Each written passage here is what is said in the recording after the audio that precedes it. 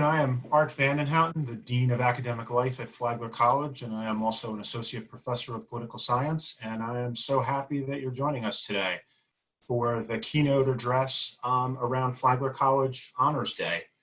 Let me just talk a little bit about kind of procedural stuff, and then I'm going to introduce our speaker, who we are really honored to have with us. This will be an opportunity for people to ask some questions right on the chat on the Zoom feed, and I'll be moderating those, reviewing them and putting them out there. And ideally we'll have a good conversation. So I just want to open really by doing two things. One is, before introducing our speaker, is really just draw a moment of attention to the incredible work that many people across campus have done to help this day happen. There is a website regarding the Honors Day. This is the culminating event, the keynote address, but a lot of student work is accessible online. So interested people who want to go and look at that can review it online. I strongly encourage everyone to do that. You see really the best work of many of our best students and some culminating accomplishments from people who will be graduating soon, and a few who will be graduating a little bit later in the year. You also see something that always, I'll just be honest, moves me, and that is testimonials by faculty praising the accomplishments of students who have been selected for recognition on Honors Day by the faculty. Those testimonials are brief, they're ordered by school and then also by department. And when you get in there, you really just see faculty draw attention in distinctive and individual ways to the work of our strongest students. And again, it is something that is just compelling, right? Moving in the sense of the word compelling as well, to go in there and see faculty speak about students and their accomplishments. And I know, having done similar things myself in the past for students that I've been privileged to work with, it really is a kind of moving moment. I think, again, I just want to emphasize all the different constituencies on campus, from faculty and staff, IT, students. When we had to go to remote education in the midst of this pandemic, from the very beginning, people said, we are going to have Honors Day. It's going to look different, but this is our 10th. It'll be our first virtual Honors Day. But what you will see is the commitment we have to recognizing and honoring our students. And I said to someone else earlier today, in so many ways, this day and the way it's been pulled off and being exhibited just really shows us the deepest commitments of the Flagler College community. The people I would need to thank, there are too many to thank, but again, they are across campus, essentially in every office. They are a tribute to the deepest commitments of Flagler College, and it is really an honor and a privilege for me to participate today in some small way. So let me just take a few moments and talk a little bit about our speaker. John Krieger is currently the Executive Director of WorldDenver.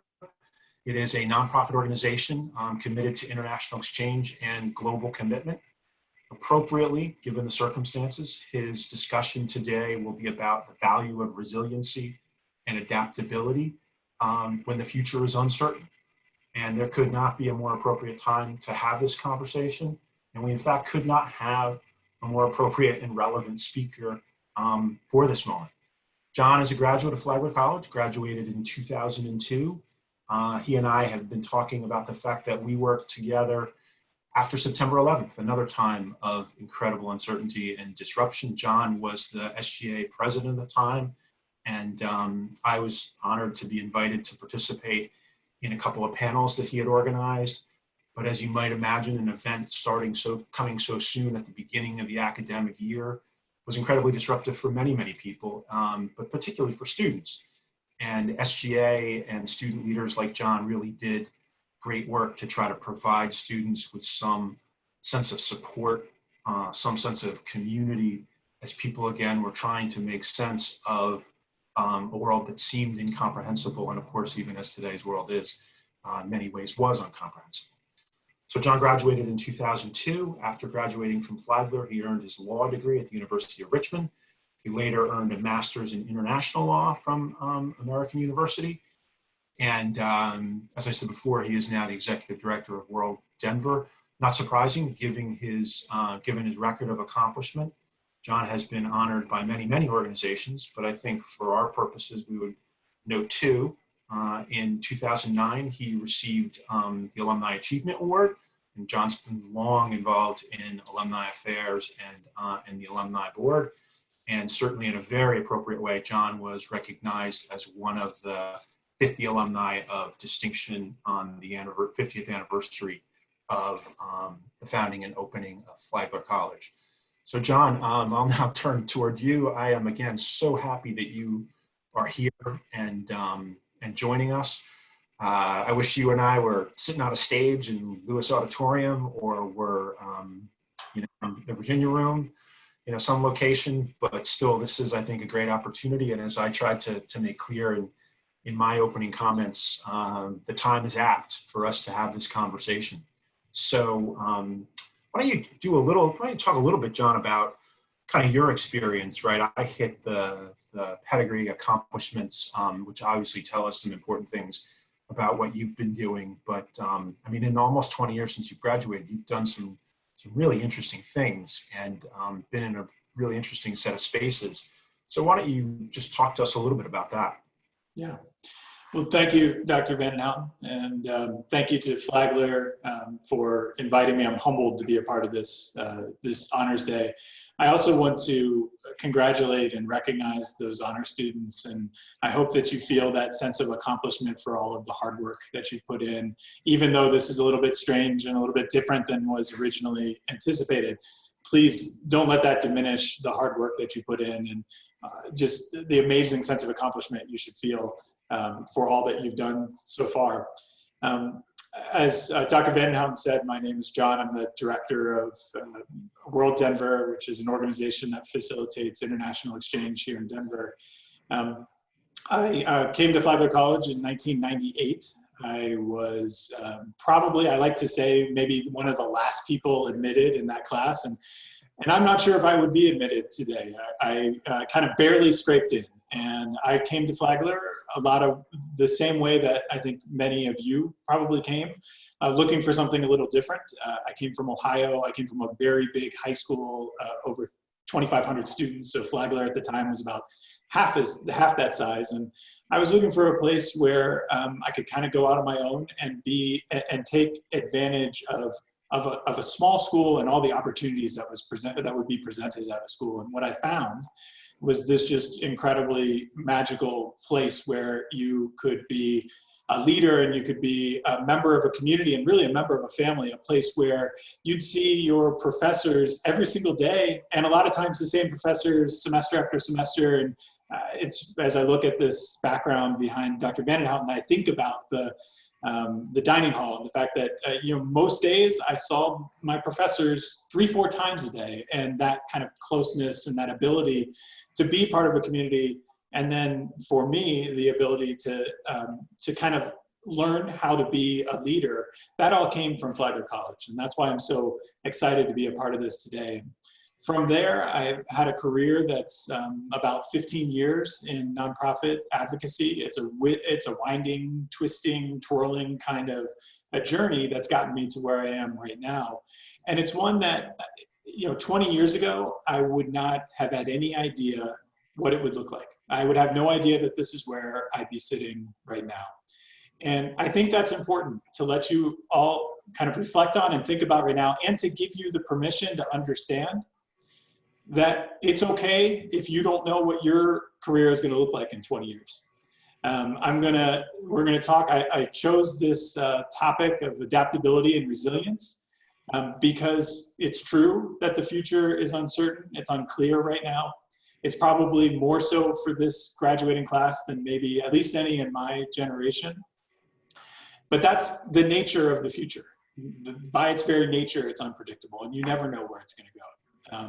I'm going to give, and this is like, I'm turning 40 in 2 days.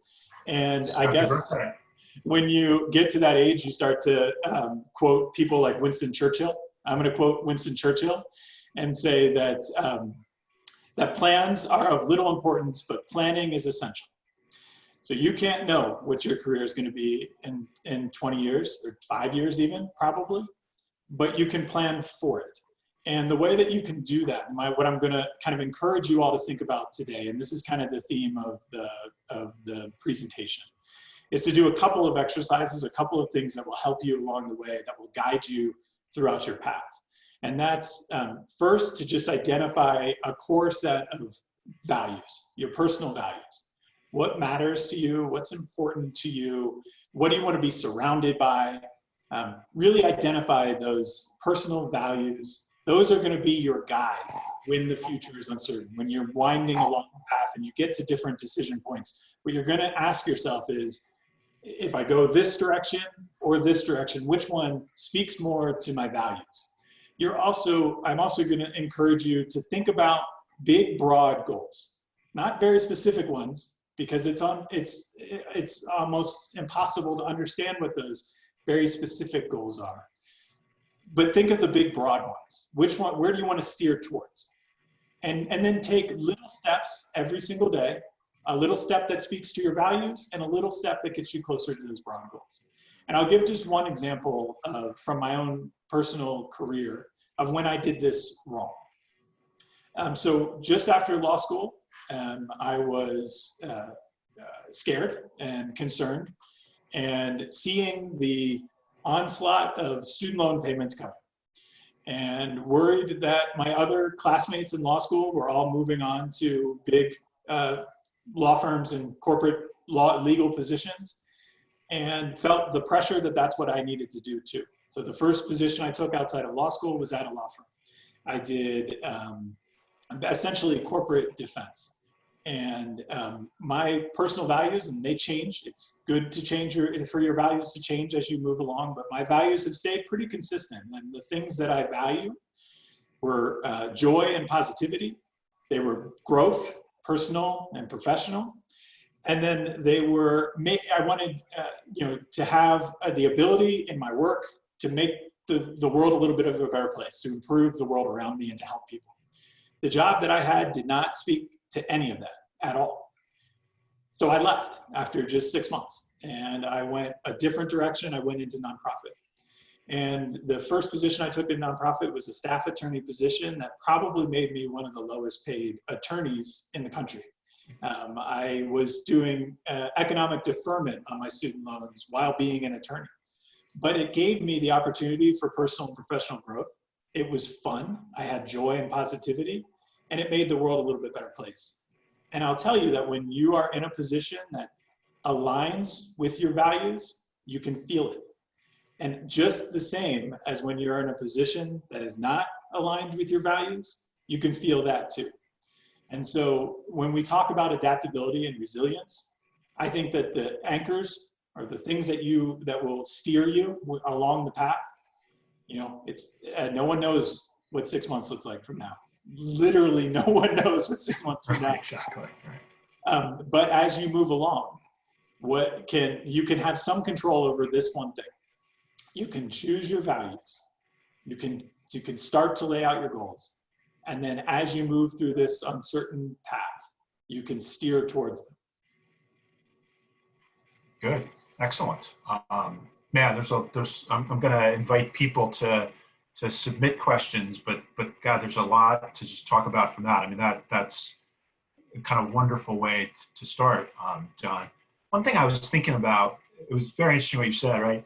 There's a former Secretary of Defense guy by the name of Robert Lovett, right, who has this quip where he says, good judgment comes from experience, and experience comes from making bad judgments, right? And I thought it was really interesting how you made the pivot moment a mistake, right? The idea that you took that corporate job and that you actually found that to be kind of really clarifying. Can you talk a little bit about how did you make that a growth moment as opposed to a sense of, oh my God, I've got all these loans and I made this terrible decision. I mean, maybe not a terrible decision, right? But I made this decision where it feels like it'd be easy to kind of go to a place of, being uncertain or confused. But it clear for you, it was clarifying. And said, okay, now I know what the next step needs to look like and what the next steps can't look like. So I wonder if you could talk a little bit about that. Yeah, that's a good question. And, it makes me think of a quote or a story that I read about a year ago about this graduating class, the folks entering the workforce right now, which is that you can expect to change your career 7 times during your work life. Not change jobs, but change your actual career 7 times. And that is different. That's something that my generation was coming around to a little bit. I think for my parents' generation, and maybe for the students here this afternoon, for your parents' generations, that's a little different. What the path for them was choose your career when you're 20, then get your job, and then go through that job until you retire. And there's a lot of fear and uncertainty in this new way in which people move around, not just within a certain sector, but move around completely. You might be doing one thing for 5 years and then completely change that career path to something completely different. And I might have been a little ahead of the curve on that, but it felt, when it doesn't feel right, it's giving yourself a permission structure to say, this isn't right. And even though it might be hard, I'm going to do something and try something a little bit different. And that's also, not to harp too much, but to go back on when it's your own personal values and your own personal decision making, there are definitely a lot of pressures. I don't know how many people right now joining us today have heard, what are you going to do with the rest of your life? What's your plan? What are you going to do after graduation? What's next, right? That's pressure. That's a lot of pressure, and that's a lot of uncertainty. And I've been there, and there's a lot of urgency. It's a lot of like, well, I have to figure out today what I'm going to be doing 20 years from now. Right. And I'll tell you that you can't. You just can't. You won't be able to do it. But what you can do is to look for opportunities that meet your values and steer close to those. And that's basically what happened to me when, I felt the pressure. I felt I have to do this. I have to do this one particular thing because it's what everyone around me is doing, and because those student loans are scary. They're not any less scary now than they were then. But based on my own decision making, my own values, I said, you know what? I could pay student loans for 30 years, but I don't want to spend that 30 years doing something I don't like. Sure. Yeah. One thing I've very much enjoyed what you've been talking about so far. But one of the things that really resonates that I love is you've repeatedly used metaphors of like sailing and steering, right? And it just seems to me to be so right as a way to kind of capture it, right? I mean, as you're talking, I'm certainly following, and then you'll hit those notes, and it's like, yes, that like really feels, because of the uncertainty and the nature of sailing and steering a ship, right? The way in which it just nicely captures so much of what you've been saying. For me, it resonates at least. A good question directly on what you just said from a member of the audience has to do with the question of risk. And it kind of comes in 2 separate parts, and I'll let you take which part you want to first. The first part, as the question's framed, recognizes, right, you yourself are now relatively established. But this notion of like, where do you still take risks? How does taking risk and in a way putting yourself out there factor into the kinds of decisions that you're making and the way you're living, the way you're sailing, if you will? And then just more broadly, could you talk about the value of risk? So it's kind of a personal question about your current circumstances, and then a question as well about, a broad question philosophically. Yeah, it's a great question. And for me, risk is something that I've, been a little bit more comfortable with. Even coming to Flagler was a little bit of a risk. I come from coming from Ohio, and everyone said, well, I remember at my graduation, high school graduation, they gave us this map with all the dots where the graduating class was going off to college. And there's all these dots in Ohio, and there's a few dots up in Michigan, and then there's one dot down in Florida. There's this one little floating dot down in Florida. And, and the same thing actually, moving back to DC, I didn't have a position when I went back to DC. The first thing I did was find a Craigslist ad for a woman who ran a nonprofit who she would let me live in her basement if I wrote some grant applications for her.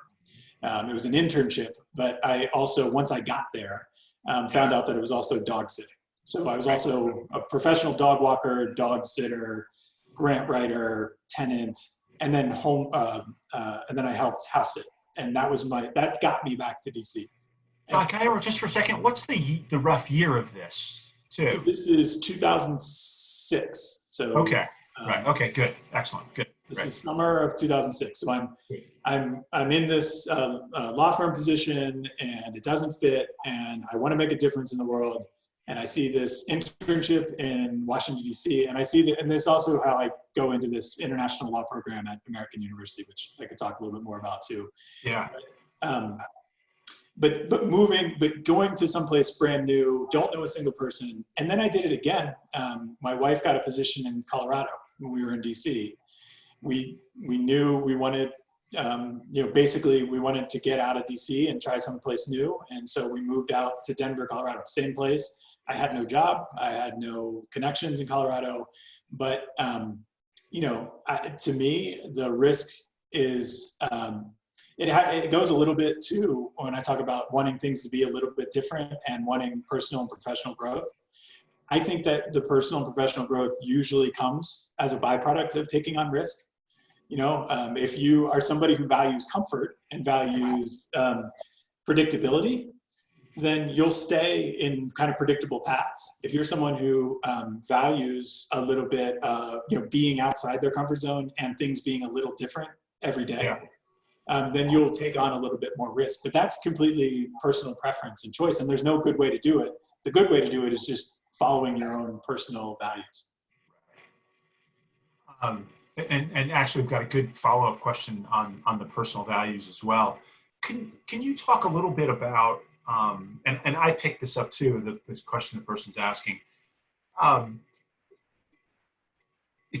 So many of your answers today have emphasized the way in which they're a kind of compass and they're central.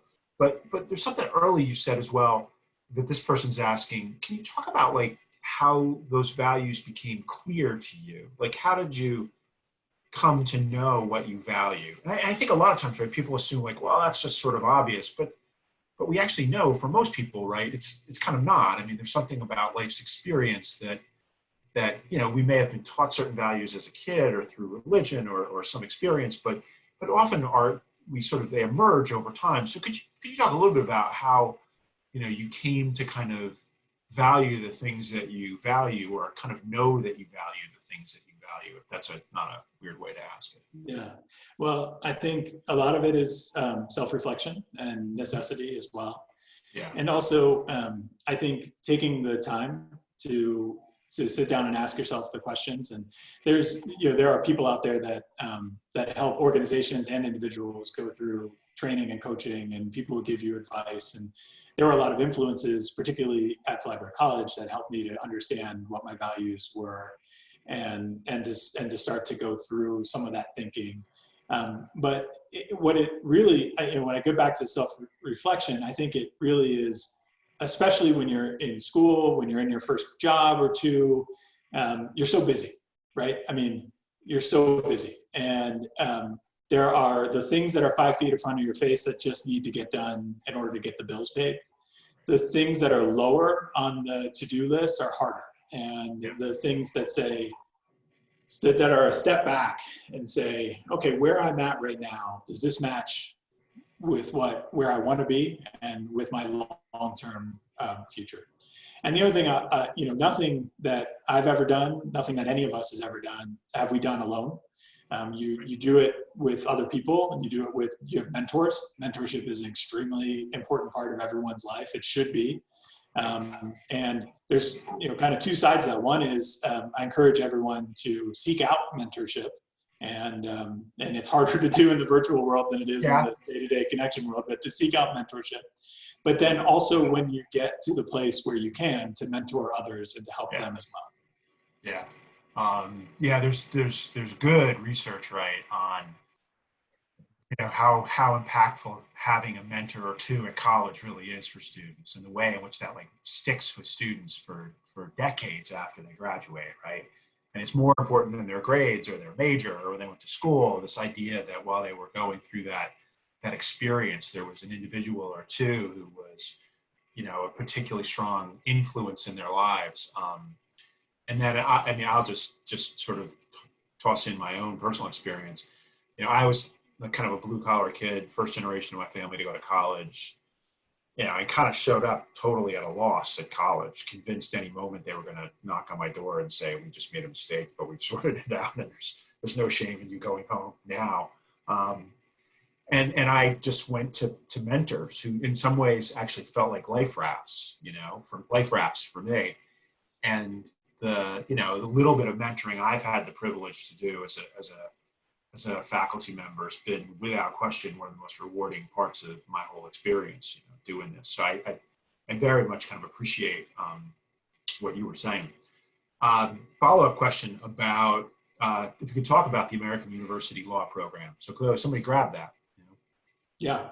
So I went to law school, and right after, and I was in the pre-law program with Judge Poland, and the judge. I think the really funny part is I came to Flagler as an education major, wanted to be a history teacher. I spent the first 2.5 years that I was at Flagler in the education department. Then I got to student teaching and realized that wasn't for me, and I couldn't do it very well. And at the same time, Judge Poland had kind of pulled me out, and as he does, and as he does, and kind of steered me towards law school. And law school for me, and I think there are a lot of folks out there right now who are with us this afternoon who are going through this kind of decision-making process around graduate school or law school. And I went to law school knowing that I probably wasn't going to be an attorney. But I thought law school was a place where people learn how to be leaders, and it turns out that law school is actually just a place where people learn how to be lawyers. And it's very much a trade association for lawyers. So if you are somebody who can see the pathway to billable hours and to working at law firms and representing clients, then you should go to law school. But a lot of people say, and I was one of them, that said, well, I want to learn the law, so I'm going to go to law school. I may never practice it. And to me, that's kind of like saying, I want to learn about water, so I'm going to go to plumbing school. I don't want to be a plumber. Right. I can myself as a plumber, but I want to learn about how water works. Yeah, right. And so, I go to plumbing school. And so there was a lot in law school that helped me, logic and speaking and things like that. But I would probably, looking back, encourage folks. One, I think the gap year in between undergrad and grad school, if you're thinking about it, is a good thing to do. I also think a lot of people, myself included, we were about 18 months after 9/11. The world was a little bit uncertain. A lot of people thought, you know what, if we go to grad school, it puts off the career decision for about 3 years. Don't do that. I mean, don't do that.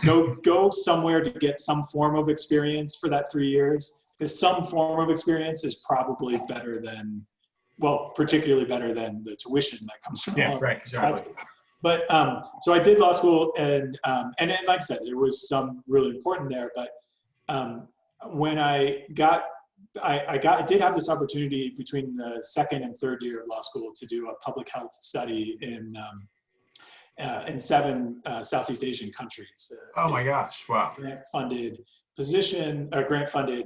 program that I got selected for, and I went over to China and to Russia, to South Korea, Taiwan, Vietnam, Hong Kong, and to study how, not to get too much, but how stigmatized industries work within in the public health sphere.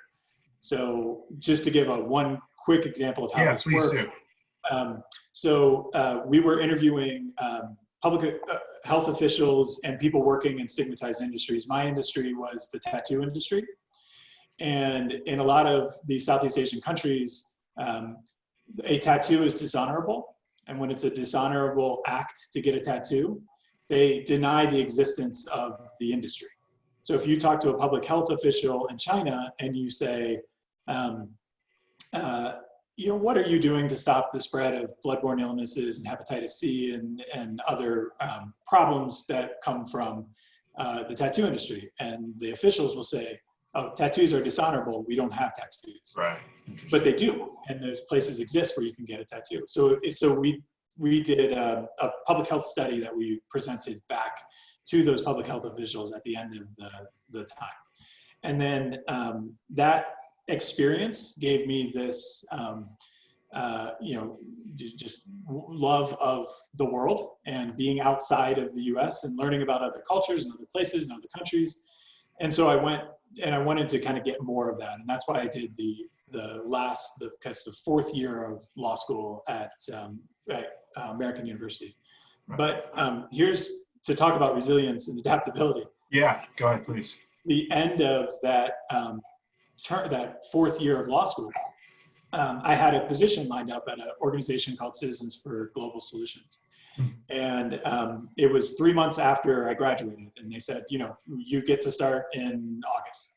And so I went, I took the bar exam, and I was all ready for that job, and just kind of getting prepared. And that was going to be a 2-year fellowship position. And I showed up on the first day, and no one was talking to me. No one was looking at me. I said, hey, I'm here for my fellowship. Where do I sit? And they said, well, go to this computer. And here they handed me an employee manual to read for 3-4 hours. And then the director, who was going to be my boss, came in around lunchtime and said, I'm sorry, but the grant for your position fell through. I've been working all morning to try to save the grant, but you can work, you could be volunteer, but we can't pay you. Wow. And there's more to it than that, but that moment, again, I had about 3 weeks worth of runway to stay in DC until I would have to go back to Ohio and probably back to some form of the law firm job that I had before. And I saw a position on Craigslist for the United States Public Interest Research Group. Yep. That position, like I said before, it was paid, but very barely. It was scrappy. It was grassroots. It was a grind, but they gave me the opportunity right off the bat to lead. They gave me the opportunity to not just be someone's briefcase holder, but to plan and execute the strategy, to plan the press conference, to go and actual lobby members of Congress, to just walk into offices and lobby. They gave me the opportunity to testify before the U.S. Senate when I was 27. Yeah, right. They gave me all these kind of leadership opportunities, and so on one hand, I was eating ramen and in economic deferment on my student loans. But on the other hand, I was working with Elizabeth Warren to create the Consumer Financial Protection Bureau. And so, it's a sacrifice, but it was looking at my value, which was I want personal and professional growth. I want an opportunity to grow into leadership quickly. This spoke to that, and I was able to do it at this organization. Yeah, and can you continue to kind of elaborate a little bit on the resilience and adaptability? And you brought that nicely into the end of that answer. And I mean, it just seems the story you've been telling about your own journey, the number of times I thought, wow, like that, would have been a kind of disruptive moment for me. And it just seems at every stage, one is you sometimes seem to seek those things, which is a credit clearly to you, but then in other ways, it feels like you've got the skills and the virtues, in essence, to be able to do that. So I wonder if you could just talk a little bit more about that. Yeah, well, let's start with, back when we were together back on September 11th. And Yeah. September 11th was an incredibly frightening time. We were not sure, especially in the hours directly after, what the world was going to look like minute to minute. It was probably the last time I remember all of us going to our couches and just watching the news nonstop, which many of us are doing right now. And we didn't know what the world was going to be, but we knew it was going to be different. And I remember on campus getting the feeling like students wanted to hear from us, from you and from Dr. Johnson and from others who were thought leaders on campus, and just help and we wanted to just talk. We wanted to just kind of understand what was happening. And there was also a lot happening in that moment around fear and Islamophobia as well. And we wanted to deliver a message. And I remember you particularly delivering this message beautifully in a town hall around that fear, and particularly that Islamophobia that can lead to some really horrible kind of hate and discrimination. And so, in those moments, it's a opportunity to, one, it's an opportunity to grow. Two, it's an opportunity for, connection and for people to come together. And three, it's the Rahm Emanuel quote: "Is every crisis is an opportunity." It's a way for you to show your leadership. And that was my first time doing something like that. I'd never done anything. I mean, I've never been in a position to do something like that. And it happened, at Flagler. And it happened actually in the room that your background is. Yeah, right, exactly. I remember us in there, right? I mean, I remember us in there, it feels like it was maybe 2 or 3 nights later, right? It was in the evening, it's just, and there were a number of those things on campus, but that one, or around town, but I remember that one, so vividly, sitting in there and, trying to kind of find my way to some understanding, and doing it by talking to students who themselves were looking for answers. And, I don't share this that much, but how helpful it was for me coping to have students who were looking for answers. And it would be like, all right, let's try to have these conversations together. I mean, of course, I'm not saying that in the moment because you want to look like I've got this, I'm okay, right? This is an unprecedented world crisis, but I've got this. Just that experience alone, again, as you were saying, of kind of engagement and being kind of with others can be so helpful. Yeah. Well, and then when those, types of situations come up later in your life or in your career, you're learning as you go along. And every opportunity is a time to learn, and we don't get everything right. In fact, we get things wrong all the time, and you get to learn from the things you get wrong. And so, after that moment, there was a crisis in 2008 when the financial markets collapsed, and I was in nonprofit at the time, about 2 years into my career, and people don't understand. Banks go down, big companies go down, stock market goes down. Nonprofits get hit almost sometimes the worst because they are right on we live with very small margins, and people's membership and people's support of nonprofits is the first thing to go when their portfolio and their personal wealth and their disposable income starts to decrease.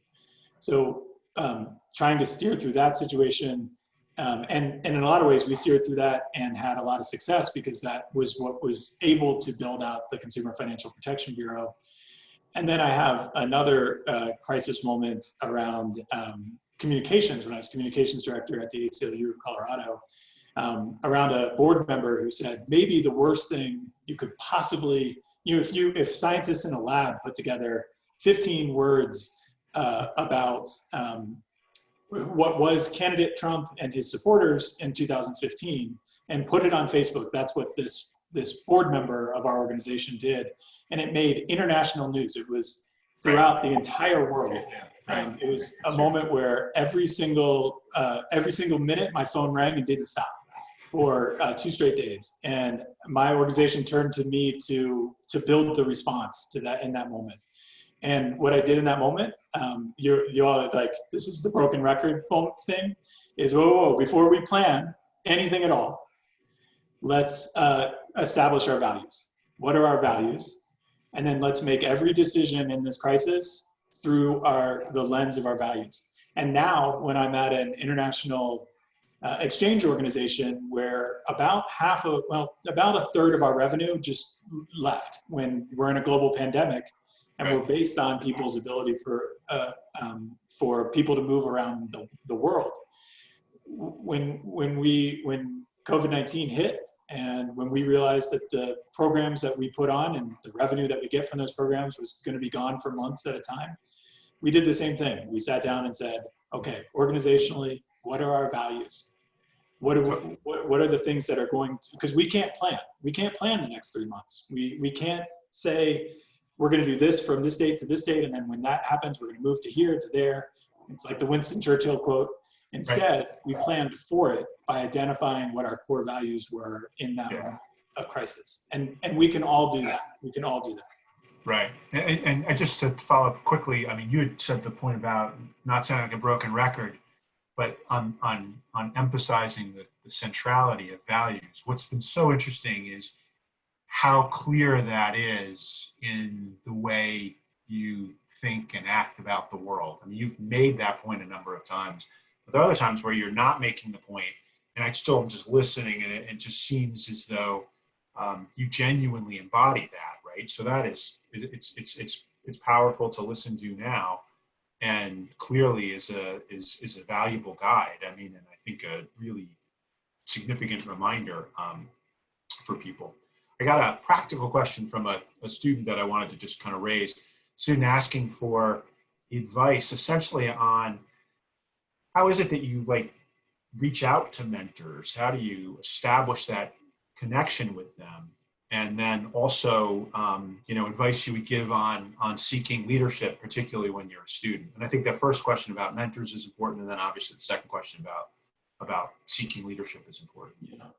Well, I think one of the things is to not be bashful, and to ask, and to, there will be lots of times where I think it's I don't know if it's a defense mechanism, or there are times in which we feel uncomfortable with asking for help. We feel like we're going to do things on our own, and nobody does anything on their own ever. That's I've never done anything my entire life on my own. Right.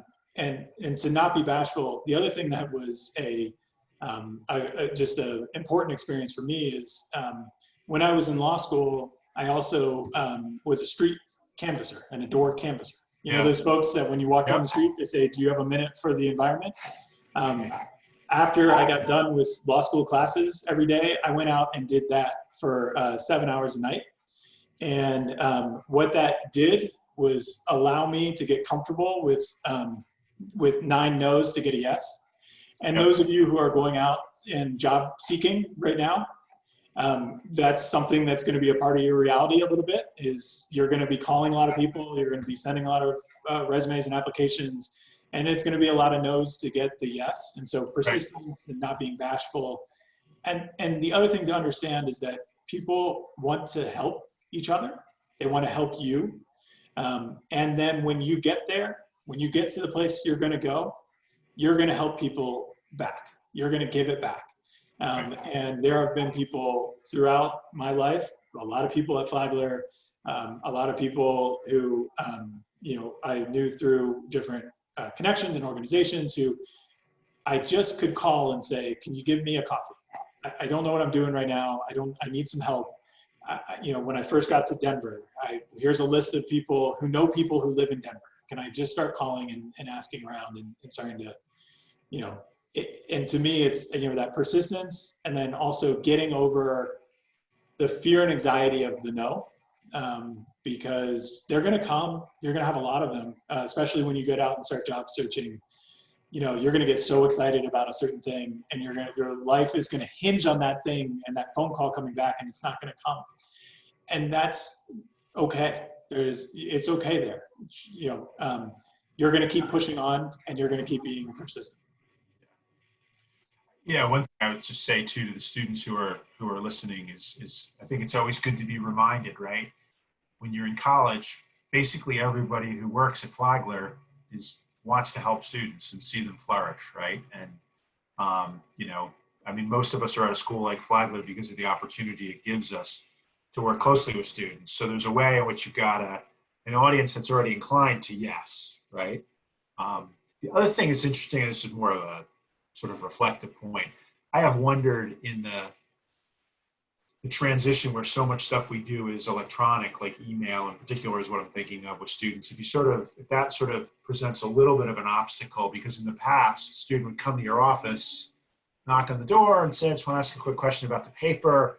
But sometimes that was opening the door to a broader set of conversations, right? And, you know, now we tend to be sort of less in the space, right? The physical space with students in a way that we were perhaps when, you know, when you had arrived ultimately, and obviously when you were a Flagler. But again, that's me just kind of musing and reflecting a little bit.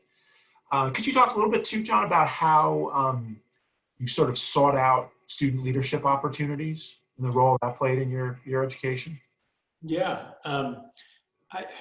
Well, I think it was, I mean, the role it played was huge. I mean, it was the thing. Yeah. Before we started, I every single day in my office, I look at Flagler College. I look at the Ponce, and I think about how it changed my life completely. It just did. I mean, if I had gone to a large university and with 500 person classes, I don't think I would have made it past the first year. Right. I'm certain I wouldn't have. But I came to Flagler, and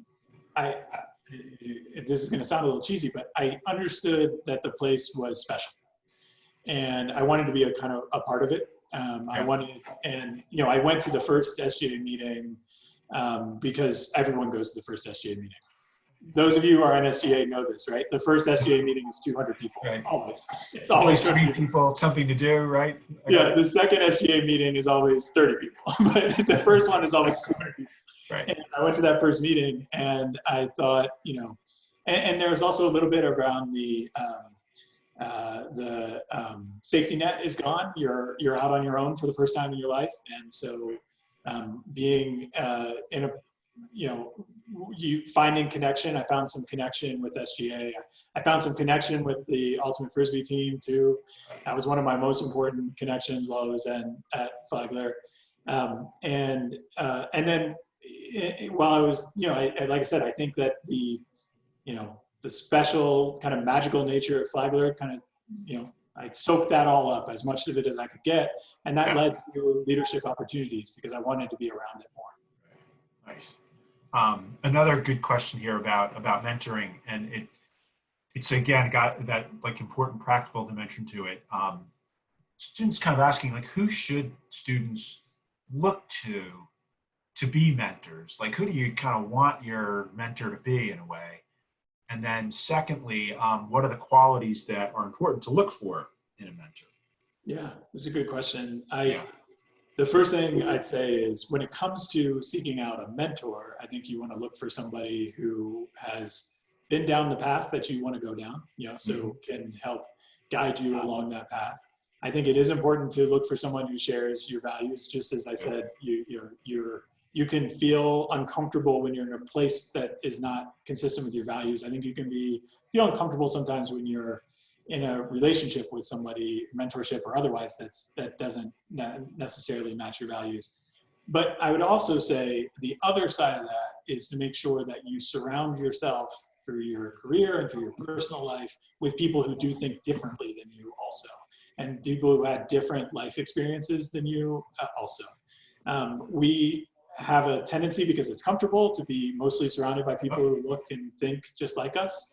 And social media makes that tenfold, because there's actually formulas that make that happen more. And the most important thing that you can do to challenge assumptions that you have and to find out all those places where you're totally wrong is to be around people who are different than you, who have different backgrounds, grew up different than you did, experience life different than you did, so that those viewpoints can collide a little bit and you can learn where you're a little bit wrong. And I've had the fortune of doing that, and that my staff is usually, I look for people that are different than me. I look for people who have a different background. I look for people, I want to have a much more diverse staff, and I want to have one that I can know that I'm right when I'm right and know that I'm wrong when I'm wrong, because people will challenge me and tell me, this is based on your very, privileged, comfortable worldview. This is what my worldview was growing up, and this is how it's different than yours. And I think that's really important too. Good. We're kind of getting toward the end of our time. And I just wanted to kind of ask two questions. The first is just a broad question. If there's anything else you'd like to add, feel like we should have talked about that we needed to talk about? Yeah, I'm going to make sure I got everything on my notes. But one thing, we talk a lot about professional career. A lot of this has been focused on, job. And one thing I just want to remind everyone is that your job is just your job. It's not what defines you. There's a lot more to life than your job. Your job is just your paycheck. And so not allowing, especially now, the anxiety of, I need my job to define me. That's not what defines you. What defines you is your values and how you treat other people. And then the last thing I just want to make sure I get a chance to say is, it's been fun. It's been really great to talk a little bit about my career and things that I've done or things I've been a part of. But, I'm mostly a guy who, from the comfort of my home, does conference calls and meetings with people a lot. There are some people right now on front lines who are doing some really hard, incredible work who, I feel like that's where we should give some recognition right now. And we should say people in the healthcare industry, people working with those who are vulnerable, homeless, domestic violence victims, people doing medical research right now. There's there are people out there right now that are saving people's lives and saving the world. And I just encourage everyone here to take a little bit of time, if you can, in any way that you can, to support that work. If it's giving, if it's just even, reaching out, if it's letter writing, whatever you can do to just let those folks know. Because, for me, I'm really happy to be able to talk about myself and career and things, but it's compared to what's happening right now with some folks in some really desperate and difficult situations. Right. I want to make sure they're thinking about that. And that's beautiful. It really is. And that's actually I'm so glad you mentioned that, because gratitude is so deeply important, right, as a value. But of course we get, something like this in our day to day, it's easy to lose sight of all those people, as you said, who are in very different circumstances, facing great challenges, and putting a lot out there for us and the well-being of people around the country and around the world. So I very much appreciate that. So thank you for saying that. It's very good to say that. The last question I was going to ask, right? I wish I'd ended on that actually, but I just had one other question I wanted to put out there. Could you just tell us a little bit about WorldDenver? Yeah. So WorldDenver is an organization. I've been the executive director for about 6 months, and we're an organization that facilitates international exchange. We bring about 600 international visitors to Colorado every year. We do it through programs run by the State Department, and then some other programs that we run independently of the State Department. And these are student exchanges, professional exchanges. The program looks for kind of shooting stars in other countries, people that are in their first couple of years of leadership. Then we bring them to the U.S. and to different cities in the country, including Denver. And it's for a couple of reasons. One, so it's exchange, so we can exchange expertise and ideas. And so people in the energy industry in Ukraine can come and talk to someone in Denver who's in the same sector. And then we also do it because those shooting stars, when they get to the position that they get to, we want them to have a good impression and affinity for the United States. And so this program is 80 years old, and over 500 future heads of state have come through this program in its 80 years. Wow. And so, presidents and prime ministers, and they participate when they're young and early in their career, Yeah. and then they go back and someday when they have interaction with the U.S., they say, well, I spent time there and I love the U.S. That's kind of the point of the program. And then we also put on different events, about 15 to 20 a year, with diplomats and speakers and authors and journalists to kind of raise global engagement and kind of raise the issues that matter around the world. And it's a organization, if you're interested, there is a World Affairs Council in Jacksonville that you can get involved with that does some of the same types of work. But for me, it's important because when we think about this pandemic, for instance, so many of the issues that matter to the world are borderless. This one particularly, it knows no borders at all. And so the only way it gets fixed, the only way we move past it, the only way we defeat it is through global cooperation. And that's true not just of public health, but it's true of so many other issues as well that we deal with, that, whether it's hunger and poverty, whether it's the rise of authoritarianism, all these things that are happening around the world, they're borderless problems. And so, the reason why I'm excited and happy to be at a place like WorldDenver is because we build that global cooperation and engagement and understanding that leads to hopefully solutions to big borderless problems. Excellent. Yeah, it's very, very impressive. So we have students who are getting co-curricular credit, right? So we are supposed to leave them with a code word that they can use to demonstrate that they participated. So after that, I'm thinking the appropriate word would be WorldDenver. So I like that. Yeah. You're participating. The word for you to use today is WorldDenver. And John, I am so happy that you and I have had the chance to visit. This has been just really a great hour for me. I am so thankful that you've been able to kind of help us bring Honors Day to a really good conclusion. And I have learned a lot, and just getting a chance to spend time with you has been an honor for me.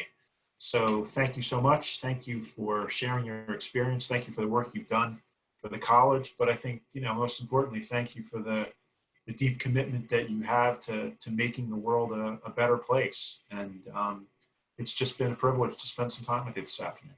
Yeah, well, likewise, and thank you to you and to Flagler, to all the students, the honor students in particular, congratulations, and best of luck. I'm so excited to see what many of the people who are on this call right now, where they're going to be in 20 years. Yeah. It's, like I said, I know it's scary, it's uncertain, it's intimidating, but it's also really exciting. It's super exciting to know 20 years from now, a lot of you're going to be sitting in chairs just like this doing the same thing. And a lot of that's going to be because of Flagler, and Flagler prepared you to do it. It did definitely for me. Thank you. All right. Thank you, everyone. And goodbye. Thank you.